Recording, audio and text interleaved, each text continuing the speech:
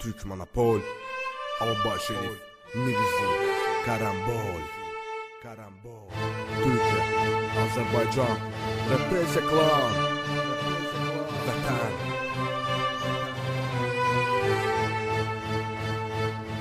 Vatan, uğrunda ölen varsa vətən, amma bəzən unudulur vətən uğrunda ölən. Bastığım torpaq mənə möhtacsa əgər, tökərəm damcı tər, ölərəm izin versə qədər. Xəbər gəlib artıq, müqəddəs torpaqlar alınıb, döyüş alnımıza həkk olunub, alnımızda yazılıb.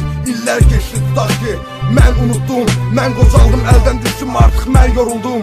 Öləcəm bir gün məndə, heç kəs əbədi qalmaz. İnsan unudar torpağı, lakin torpaq unutmaz. İnsan torpağı yox, torpaq insanı böyüdür. Ona görə torpaq anadır, bizdə isə övlad vəhdət günüdür. Anam verdi bayraq, dedi övladım bu bayraq sənə əmanət. Dedim kim qoruyacaq, dedi sən, dedim axı gücün yetməz. Dedi illərcə böyütdüyüm övlad uğrunda ölə bilməz. Utanc verici sual, axı bayraq mənə aid.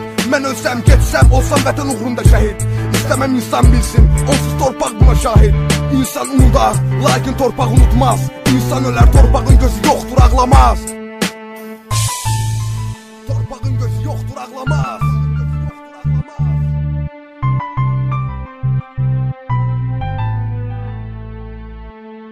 Atam mənə öyrətdiyi tək bir şey, Türkün Türkdən başqa dostu yox. Lakin tarix boyu düşmənlərimiz olub çox. Avropa, Amerika, bugünkü vəhdətimiz ürəyimizdəki həzin lirika. İsrail, Sizlər mi olacaqsınız Türklər üçün Əzrail? Nə qədər ki var bu din deyəcək, əgər müsəlmandırsa terrorist, o zaman Amerika qatil. Parçalandı çox ürək, ətrafımızda min köpək it. 1915 və yenə də genosid. 1915 və yenə də genosid. 28 Mayıs 1918 tarih böyle yazdı. Bağımsız bir milletiz, insanımız yandı. Ermeniler şerefsiz, gerçek olan kandı. Kelimeler kifayetsiz, mesafeler kısaldı. Gerçekler bu parçada, anlattım istediğimi Azeri dostlarımla. Türkiye destek için işte burada. Azeri dostlarım her zaman yanımda. Kanımda muhtaç olduğum kudret. Biz Türk'üz, Türk kalacağız ilelebet. Ya sev ya da bu toprağı terk et. Atamın yolundayız sonsuza dek.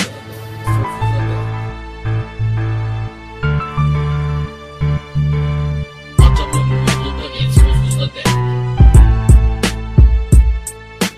Bayrağı bayrak yapan üstündeki kandır. Vatan uğrunda ölen varsa vatandır. Bu toprağın şahidi altında yatandır. İmralı'da yatan ise vatanı satandır. Türk'üm, Azeriler işte benim kardeşim. İçi boşalmış beyinlere yön vermek benim işim. 28 Mayıs başlangıcıdır bitişin. 19 Mayıs başlangıcıdır bitişin. Bu vatan bölünürse kendimi vuracağım. Katliamı gördük, bu bir göz yanılması mı? Soykırımı uyduranlardan hesabını soracağım. Akan şehit kanımızın her bir damlasını. Beraber yürüyelim hep birlikte. Atamın yolunda her zaman ileriye beraber söyleyelim hep birlikte.